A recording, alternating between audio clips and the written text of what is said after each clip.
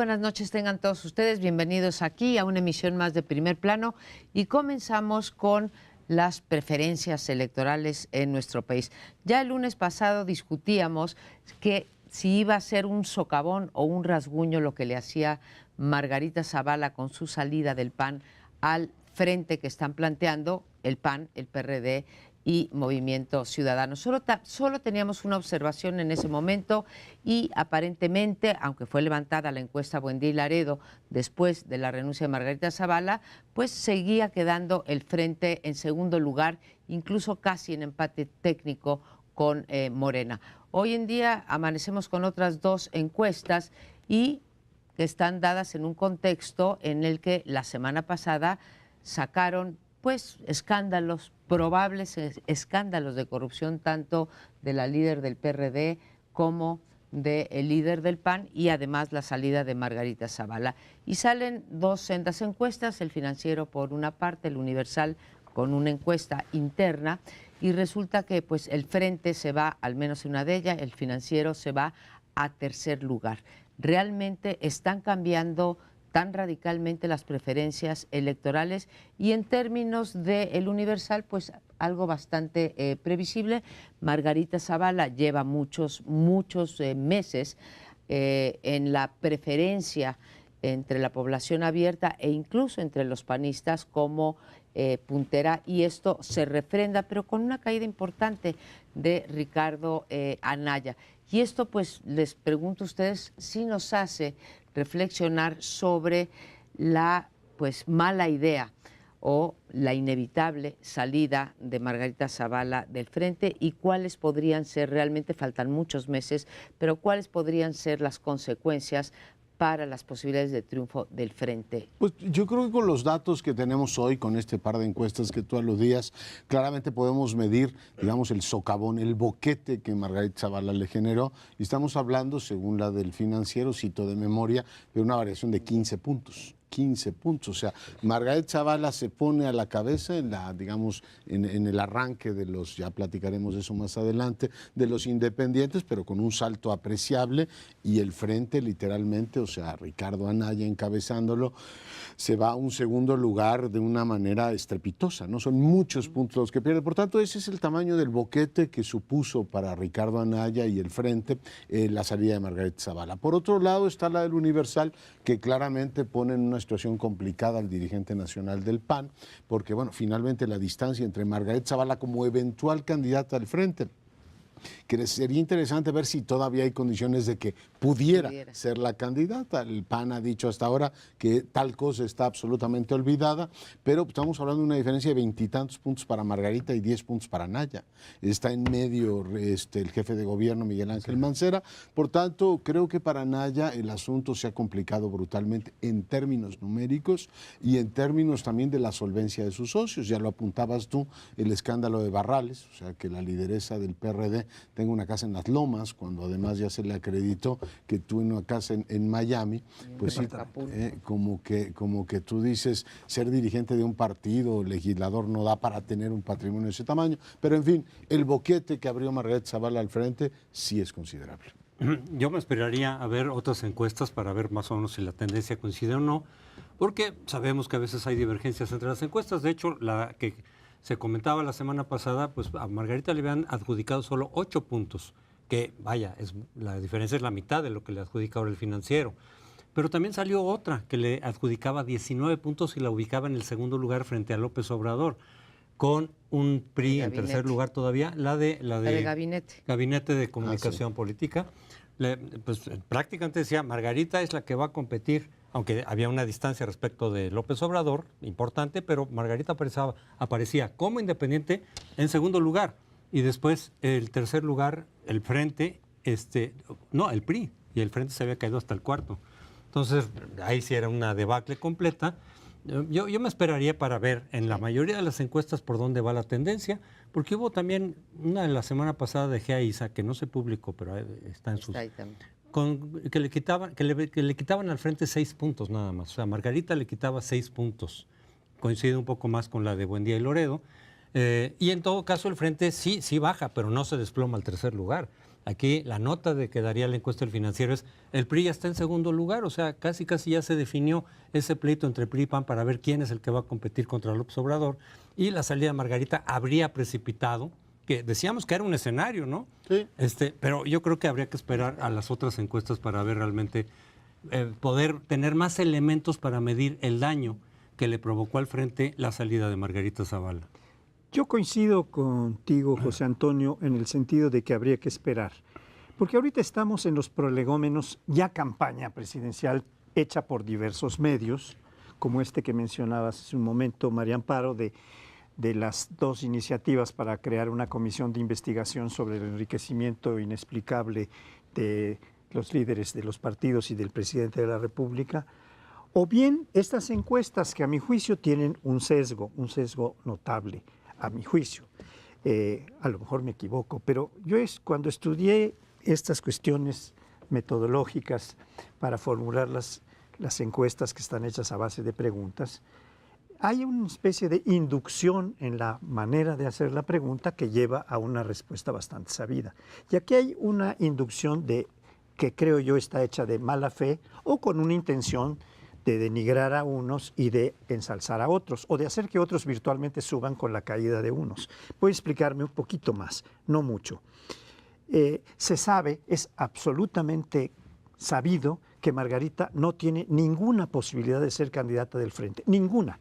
Lo han rechazado abiertamente los del PRD, los de Convergencia o los de Movimiento Ciudadano y claramente los del PAN.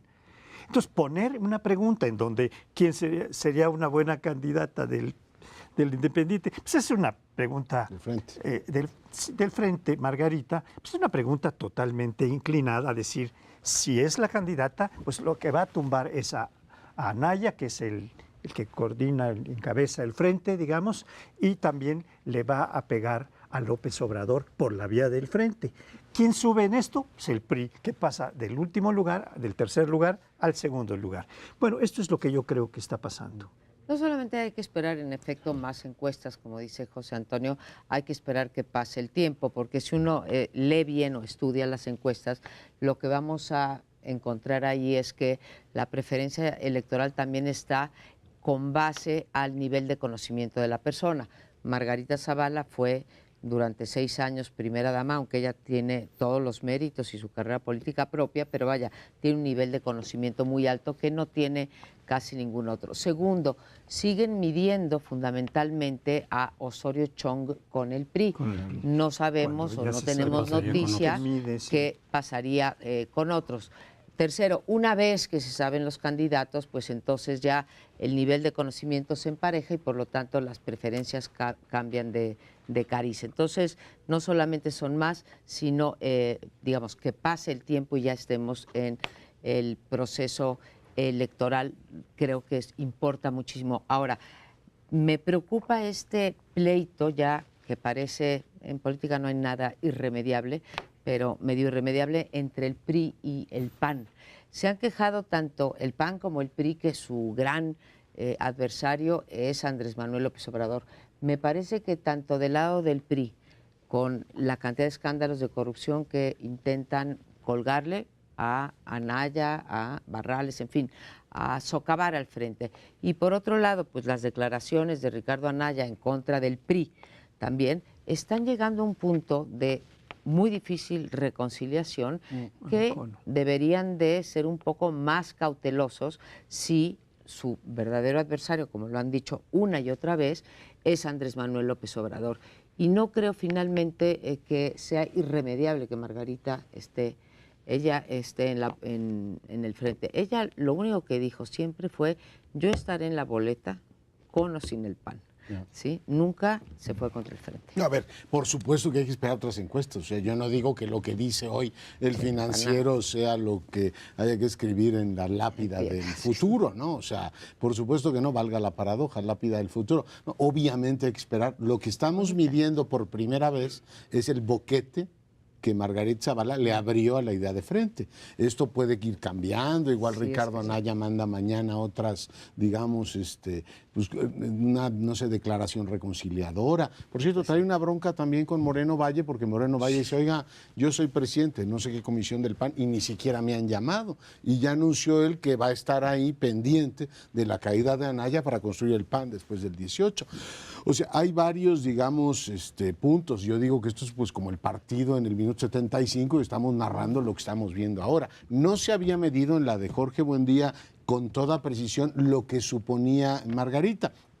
Un sector importante del panismo minimizó el tema, ¿no? Diciendo, son ella, su marido y poquito más, no va a pesar absolutamente nada. Yo digo, no, bueno, por lo menos en opinión, tienes que el costo te sube a una Margarita que se destapa como independiente y te la lleva a 9 puntos. Y a Ricardo Anaya lo penalizan las encuestas. ¿Eso puede variar en las próximas semanas? Pues por supuesto que puede variar en las próximas semanas, entre otras cosas porque creo que no es una historia que se ha terminado. O sea, el Frente ha dicho hasta ahora, no sería Margarita Zavala. Si se consolidara el proyecto zabaliano, digamos, como independiente, a lo mejor el Frente le dice a Anaya, oiga, está usted en 10, compañero, y no mejora.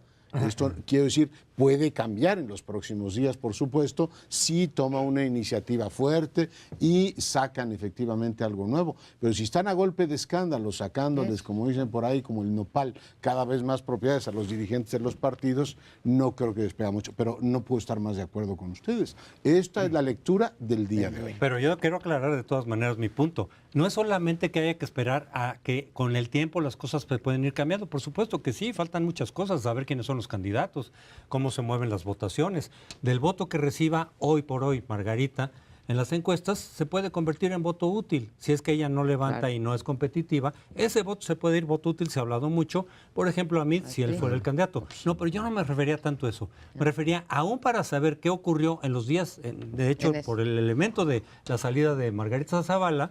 Para medir eso hay que ver otras encuestas que estén midiendo también este momento. No es solo que después pueda cambiar, sino faltan varias de las encuestadoras que conocemos, de las más conocidas, de las que se publican, para ver cómo miden, si miden igual, por ejemplo, que la del Financiero o se parece más a la de Buendía, porque son muy distintas, a ver qué dice Reforma, a ver qué dice Mitofsky, en fin, Ulises Beltrán, para ver más o menos si la mayoría apunta hacia una medición de 6 puntos o 7 frente a una de 15 o 16. No, nada más aclarar. Yo digo que ahora ya tenemos esa película. Por ejemplo, aquí en la Ciudad de México no sabemos si la salida de Monreal le pegó mucho a Sheinbaum. En el momento en que veamos si crece mucho Monreal en intención de voto y cae Morena, diré, bueno, pues tenemos esa película. Era lo único que quería decir. Yo tendría otra razón para la cual tenemos que esperar, por la cual tendríamos que esperar a que hubiera candidatos más auténticos, porque ahorita son todos especulativos. Lo de Osorio Chong lo pinta muy claro, cuando ya no es para muchos el candidato puntero del PRI, y otras razones. Yo tengo la impresión de que si el Frente, sin descartar que estas encuestas estén golpeando a Anaya claramente, pero si el Frente tiene el tino y el valor suficiente para escoger a un candidato o candidata presidencial. Yo sí excluiría a Margarita, no porque Margarita no lo quiera, sino porque el Frente ha dicho que no, los 3 partidos del Frente han dicho que no. Pero digo, a un candidato o candidata que tenga realmente un gran prestigio, un gran reconocimiento, una gran aceptación social, entonces tendríamos que ver las encuestas sobre si el Frente cae. Con Anaya probablemente esto lo lleve a declinar en sus pretensiones. Pero, pues esto lo veremos cuando haya candidatos auténticos, del Frente y de los otros. Lo veremos y luego nos platicas al público y a nosotros quiénes son esos otros candidatos con gran posibilidades. No, yo no sé quiénes. Etcétera, etcétera, porque hoy por hoy, digamos, están en la lona tanto el prestigio de la democracia como el de los candidatos hasta ahora conocidos. Hubo un trascendido que se le puede dar como serio o no, de la semana pasada, donde decía que una encuesta interna del Frente decía, no nos tocó casi Margarita. Uno puede decir, bueno, pues que no lo van a reconocer, lo están inventando, no está publicada su encuesta, pero para que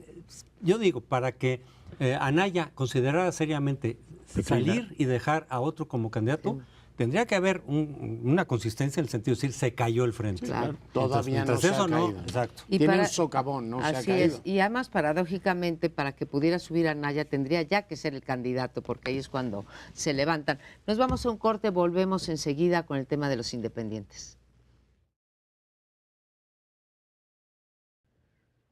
Concluyó el periodo por parte del INE para que quienes quieran ser candidatos independientes a la presidencia de la República se presentaran ante el INE para solicitar ese registro, que no se da en automático.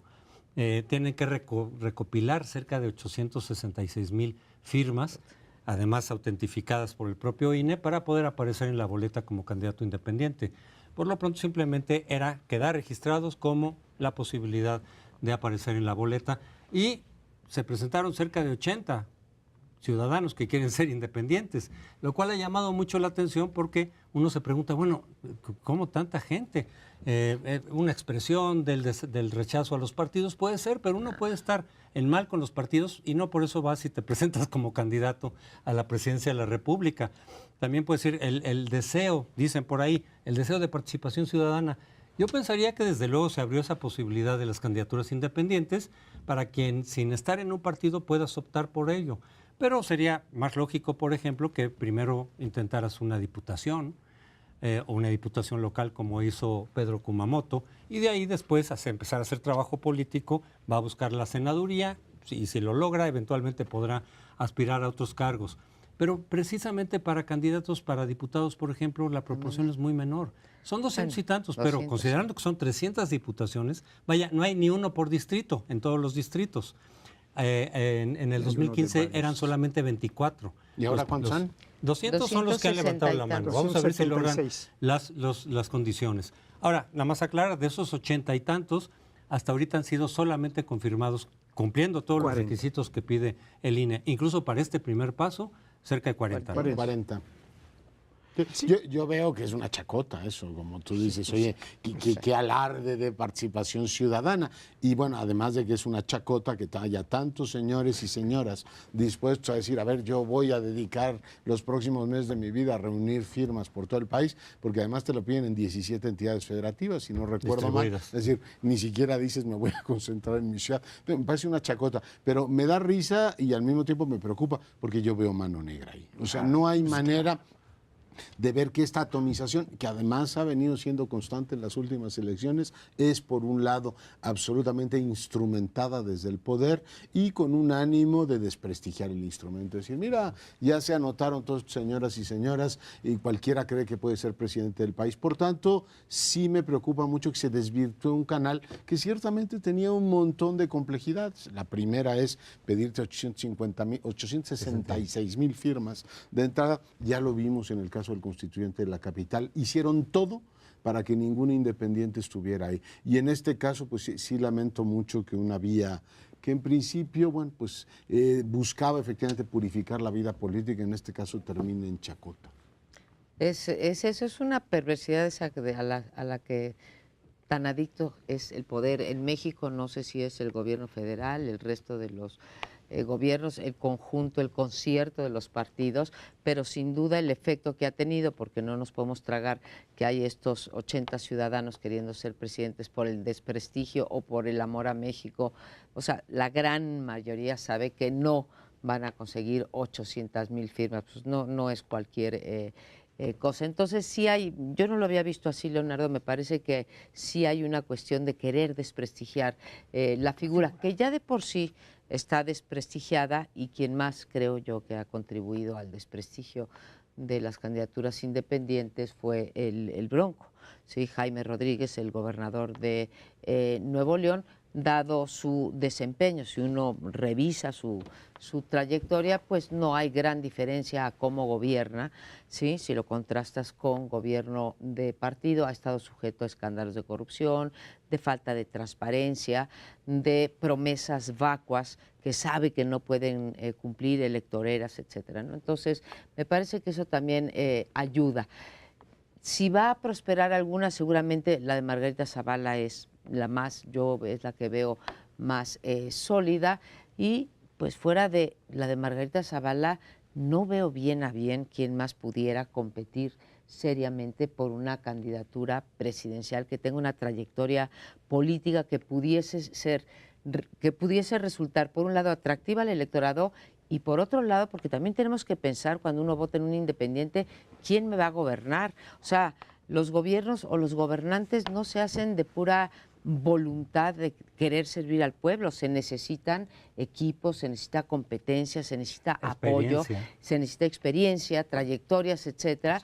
Entonces, también, sin quererlas yo bocabajear y pareciéndome una figura importante, creo que es muy relevante llamar al electorado a decir, a ver, fíjate muy bien, ¿sí? Porque puedes ser tu próximo gobernante y bueno, no estemos jugando con 6 años de futuro, ¿no? Yo creo que es importante distinguir entre las distintas candidaturas o aspirantes a ser candidato independiente.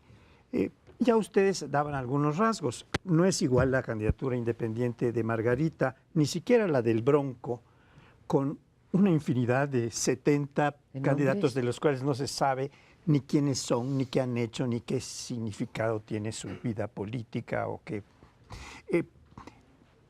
Apartando a estos que son unos cuantos, 3, 4 probablemente, habría que decir que las candidaturas independientes efectivamente están siendo ampliamente desprestigiadas con esta atomización y están logrando otro objetivo político, que es al atomizarse un voto que puede ser opositor, hacen crecer los votos duros de los partidos, sobre todo el del PRI, que es el más fuerte, el que tiene el mayor voto duro.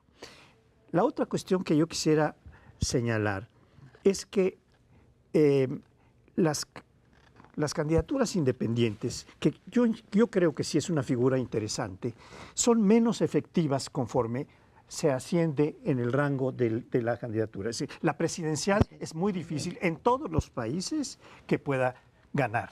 Incluso en Estados Unidos lo máximo que ha alcanzado aquel señor Ross Perot fue 19%. Sí.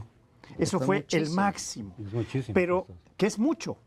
Se acerca al 20%, que es cuando empieza a considerar que están en el rango competitivo. Pues si consideramos que pero esto es muy distinto cuando las candidaturas son alcaldías, a presidencias municipales o a diputados locales, porque allí sí es mucho más fácil reunir las firmas, tener el apoyo de la comunidad, de una gente con prestigio que ya no necesita usar el recurso que usaban antes de acogerse al registro de un partido que cobra sus regalías por ponerle la candidatura, sino que ahora pueden ir por la vía independiente porque ellos son los dueños de esa franquicia. Entonces, esas figuras van a ser muy útiles para lo municipal, para los diputados locales, un poco menos para los gobernadores o candidatos a gobernadores, porque yo creo que va a haber varios de los 9 gobernadores que se juegan en el 2018. Yo diría esto, o sea, cuando se discutía la figura para la presidencia o para otros cargos, se decía, en realidad van a ser expolíticos quienes van a aprovechar más esta figura. Aquellos que no logren en su partido conseguir la candidatura que se está buscando, bueno, pues simplemente, así como antes y todavía se saltaban de un partido al otro, eso sigue abierto desde luego esa posibilidad, pero también le abría la posibilidad de independientes. Y se planteó como posibilidad de reglamentación el decir, ok, que los independientes puedan inscribirse quien logre las firmas, pero que no haya tenido una militancia en por lo menos el último año, para evitar precisamente estos procesos de chapulines. Se cerró en mi partido, pues entonces me voy independiente en el mismo proceso, al día siguiente o a la semana siguiente.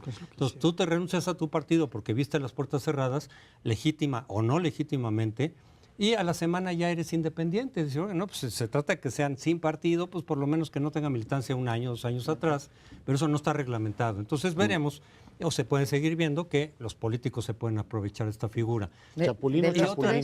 Sí, de los. Porque en este caso. Yo diría nada más una cosa sobre Margarita, no se descarte, porque se habló mucho también la semana pasada, y de hecho desde hace 2 semanas, que Encuentro Social, que tiene cierta afinidad ideológica con el grupo por lo menos de Calderón, los calderonistas, podría jalarse a Margarita como candidata, en lo cual se podrían beneficiar ambos dos. Es decir, Margarita, por un lado, ya teniendo una estructura de partido, es mejor que ir por la libre.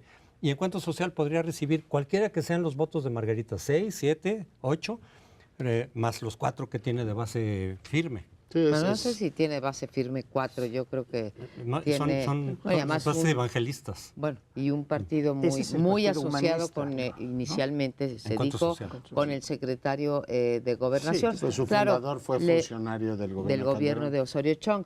La Calderón verdad que también. sí le ahorraría mucho tiempo, dinero y esfuerzo a Margarita Zavala ir por una franquicia. Se hizo cuando el famoso Frente Democrático Nacional con Cuauhtémoc Cárdenas, pues al final optaron por una franquicia, ¿no?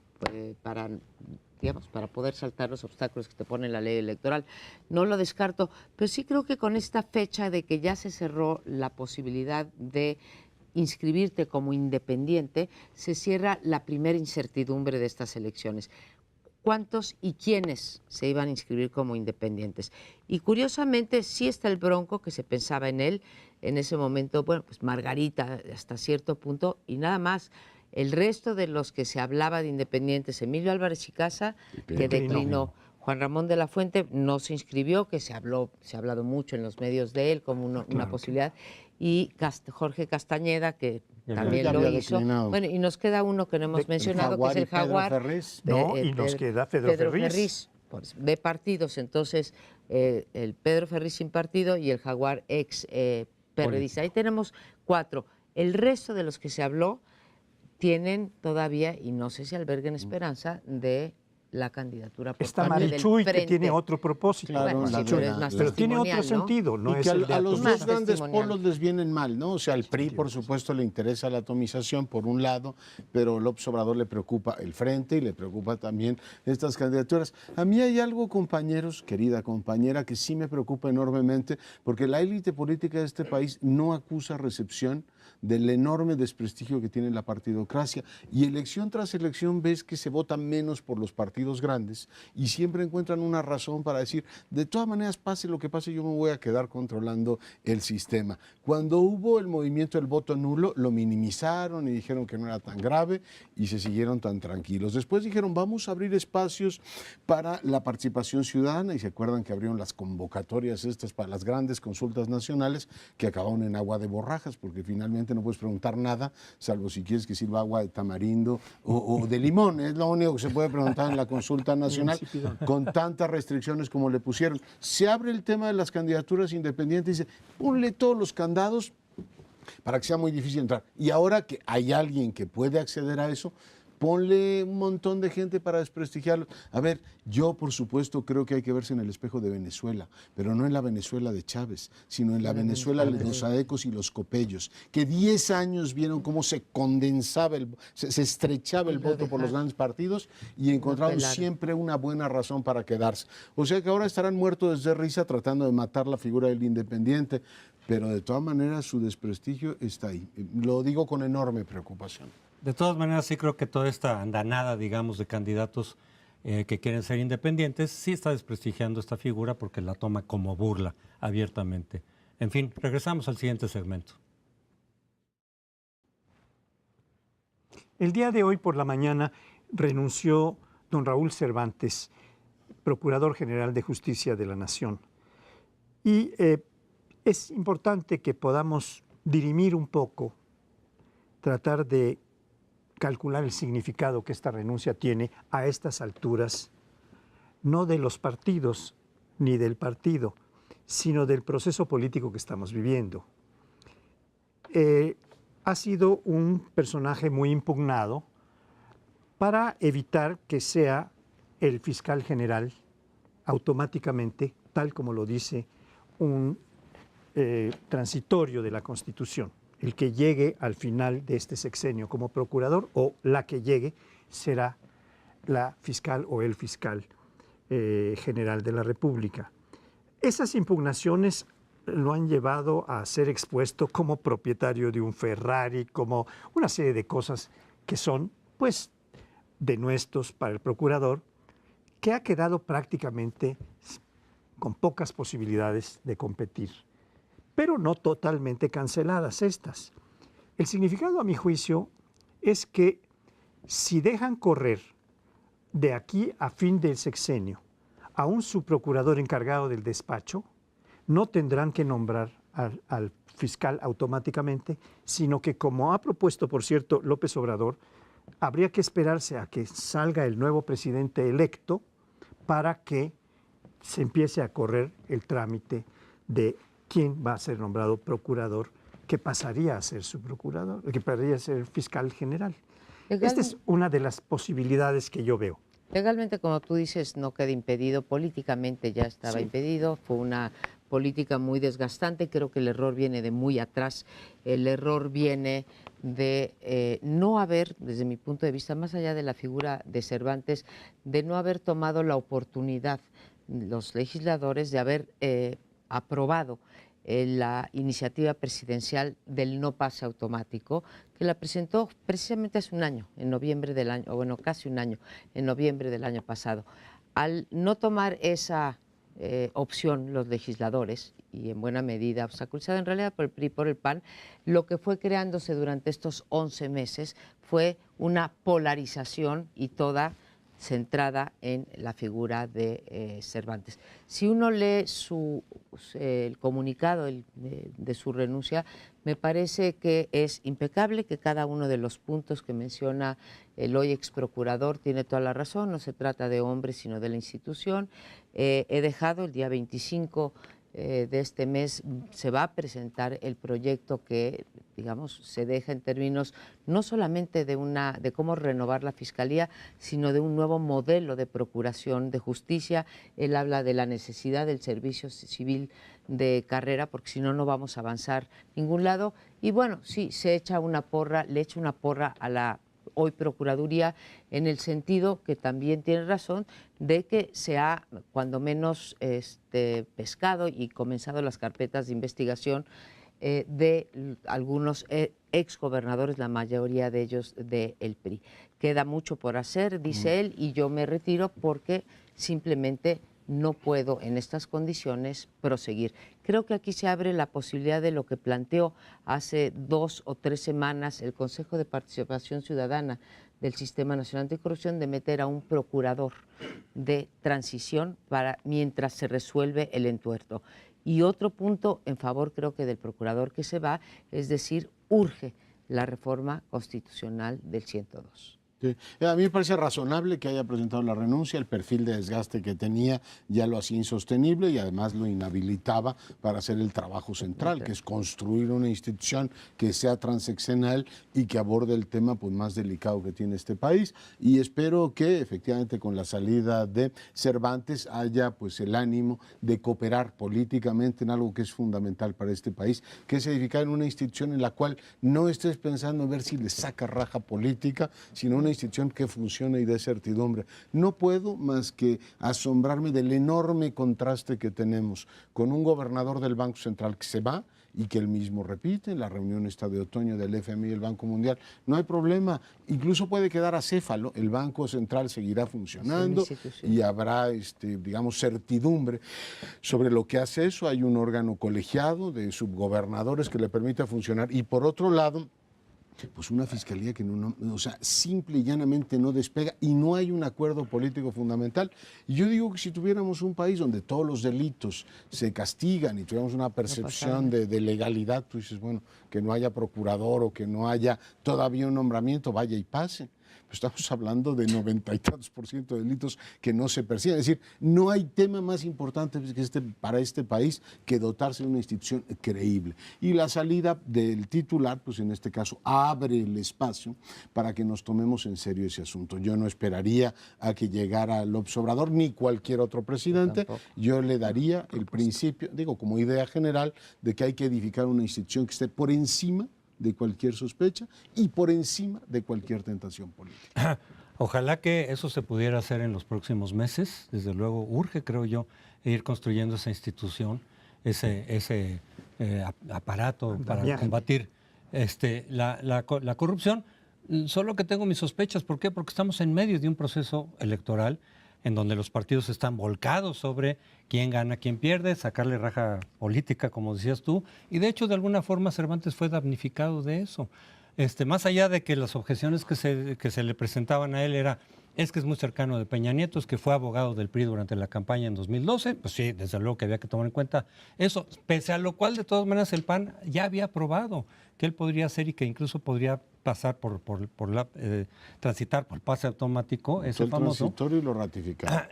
Y de pronto se echan para atrás y dicen que no, por razones político-electorales.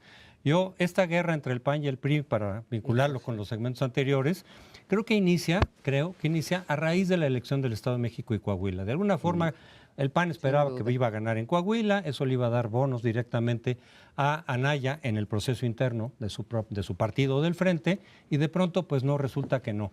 Eso se ve como que además es el PRI el que se está agandallando Coahuila, y entonces ahí viene ya la confrontación. Uno de los elementos fue precisamente oponerse a Cervantes. Entonces, de alguna forma es víctima de este proceso político electoral, y aquí el cuestionamiento que yo hago, más bien la duda, es si en los próximos meses se va a abordar estos asuntos tan importantes, ¿qué tanto la lucha político-electoral puede entorpecer? De empezar a bombardear a todos los prospectos, a decir, no, claro, es que es amigo de este y el otro, etcétera, o como un instrumento de obstaculización, como lo hizo ahora el Frente. Entonces, creo que todos lo sabemos, el proceso legislativo se entorpece en los procesos electorales, ocurre el año electoral de las elecciones intermedias, pero ahora con una elección presidencial, creo que puede ser un obstáculo. Bueno, yo creo que vale la pena recordar los términos y el modo en que presentó esta renuncia el procurador Cervantes. Fue hoy en la mañana, a propósito de una reunión que tenía con la Junta de Coordinación Política del Senado, en la que argumentó largamente, bueno, no muy largamente, el total de su discurso fue de menos de 4 minutos, 3.50. Sí, pero yo lo estuve siguiendo en vivo. Y lo que argumenta es que primero hay que construir este andamiaje para tener una procuración de justicia adecuada, pertinente y confiable, que despierte pues la confianza de la ciudadanía. Y segundo, que él ya no representa más que un obstáculo, porque muchos están invocando su nombre, así lo dijo tal cual, palabras más, palabras menos, para no votar o detener las iniciativas de construcción legal de estos aparatos, de estos andamios, para que la justicia pueda sostenerse en plan grande.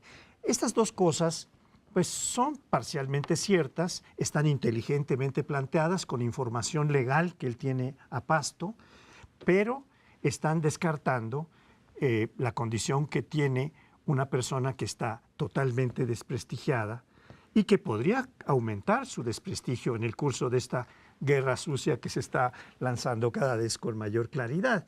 Y ya no quiere seguir perdiendo, porque ya perdió hasta ahora bastante y ahora preferirá regresar tal vez a su despacho muy prominente y muy lleno de... O al Senado. O al Senado, donde puede regresar todavía por lo menos un año. Menos de un año, porque termina en agosto. Yo insistiría en que sí es una renuncia inteligente, cargada de sentido político, y que no solamente abre, como decías tú, Leonardo, la posibilidad de tener a un fiscal con la trayectoria, etcétera, sino que creo, y eso es lo que me parece lo más relevante de la decisión de Cervantes, es que obliga a la oposición y al PRI a ponerse de acuerdo en el nombramiento de un procurador de transición, un fiscal, como queramos decirlo.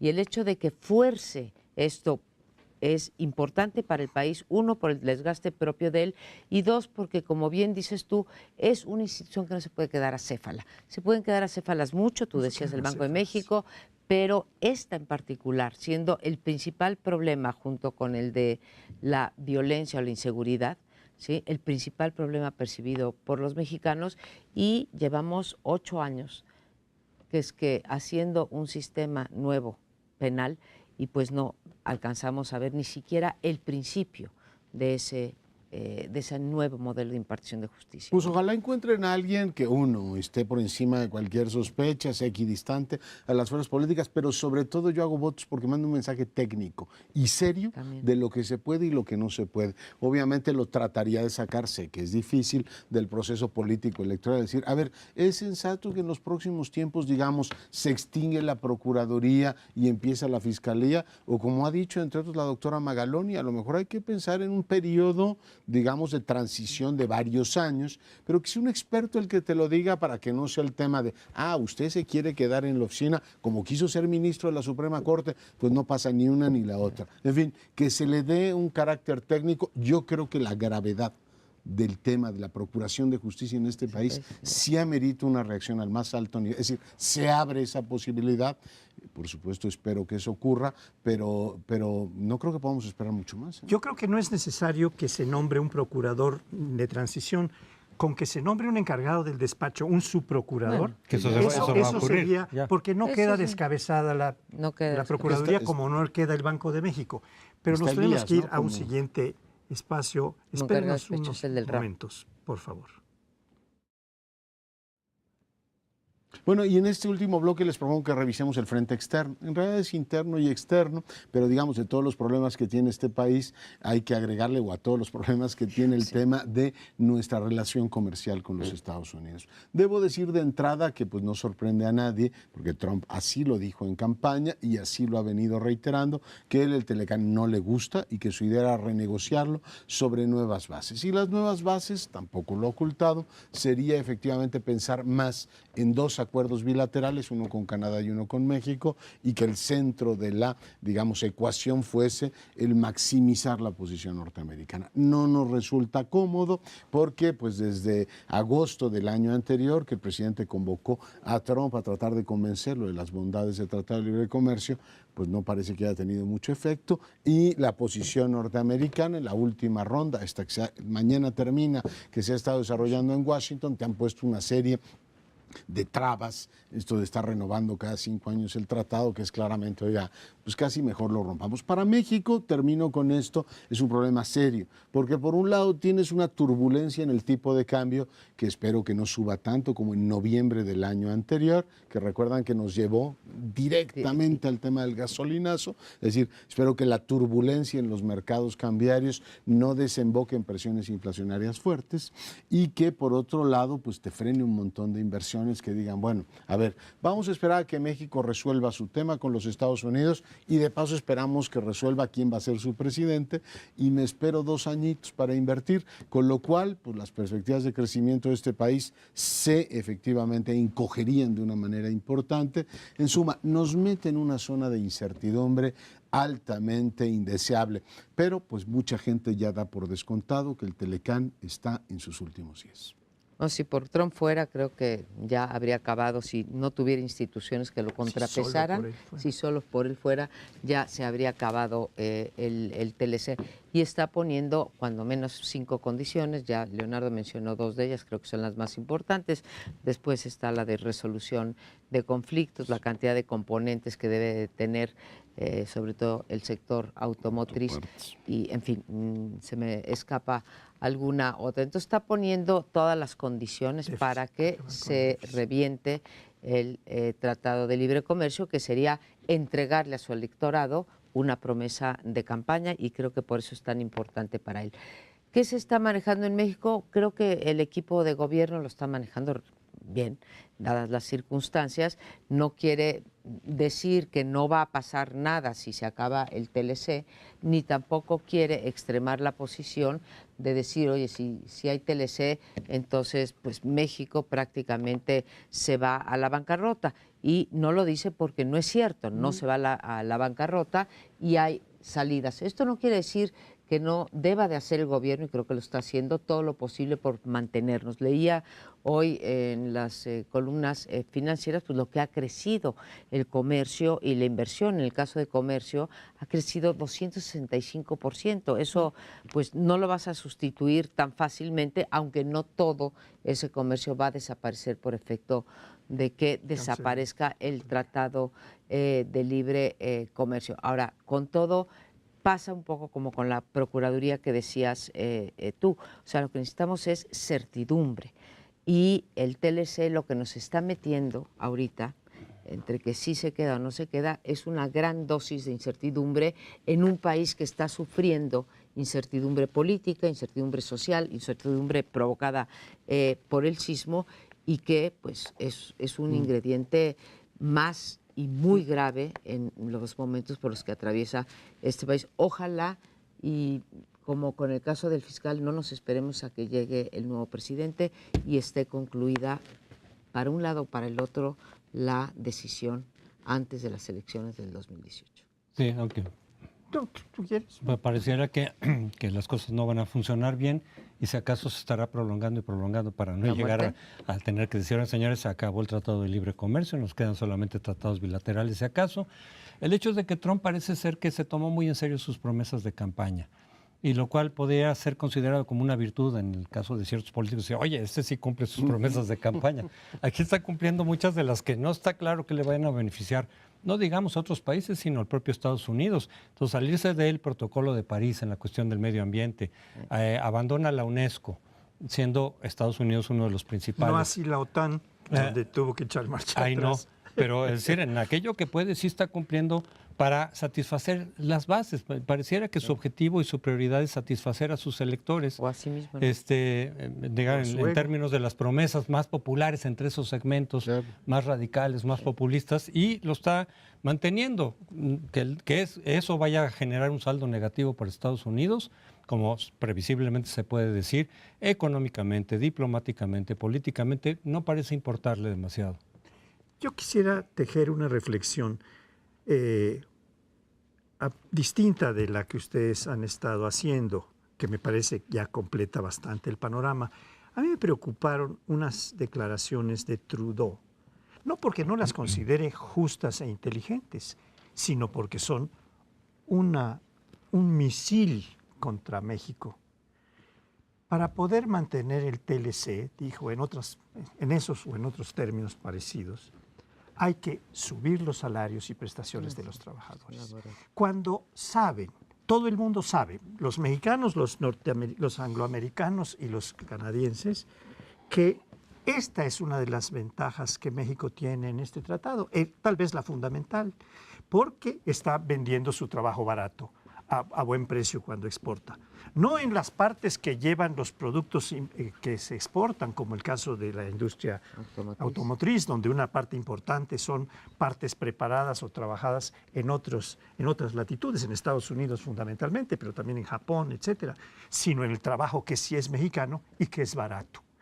Y si el trabajo mexicano aumenta en sus salarios, en sus prestaciones, y se pone, digamos, ya no como Estados Unidos o Canadá, en el nivel que sostiene, sino un poco abajo, bueno, se cae el atractivo enorme de vender a precios muy buenos los productos que se exportan, porque ya hay que cargarles el aumento de los salarios. Entonces, esta es una reflexión que a mí me parece que puede ser interesante, porque al principio, lo digo rápidamente, Canadá y México habían mostrado una necesidad de aliarse para mantener el TLC, de apoyarse mutuamente, etcétera, y Trudeau ya le puso un golpe bajo a México diciendo, suban los salarios, cosa que es justa, que es inteligente y que es correcta. No, yo creo que es un punto central el que pone sobre la mesa.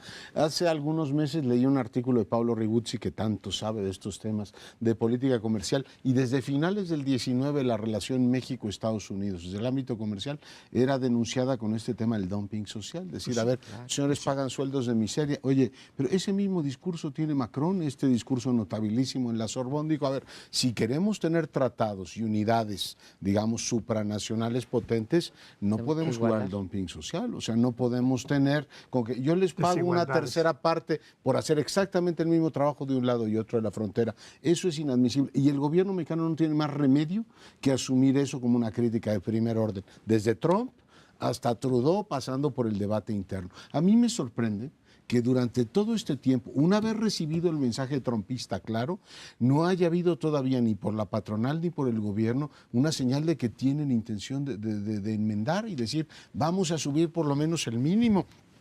Están viendo en qué momento lo suben que tenga más impacto en las elecciones.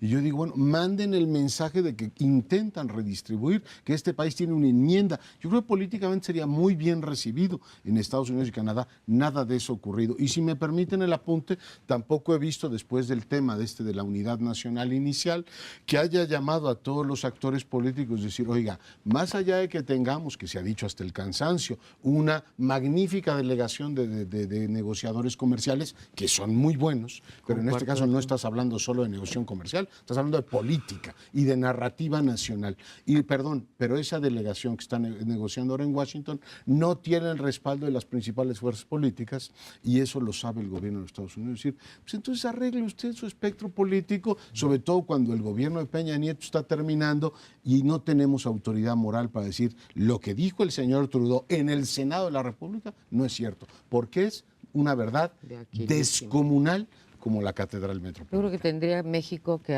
aprovechar, así, no todo lo que están proponiendo nuestras contrapartes es una cosa contra la que tenemos que ir, y hay dos cláusulas, por llamarlas de alguna manera, que deberíamos de aprovechar, y la sociedad civil, los comentócratas, etcétera, empujar, porque así ocurrió con la democracia en México, que son, por un lado, la laboral, o como tú dices, el bono social, o en fin, que no sean condiciones tan disparejas, y ahí aprovechar eso.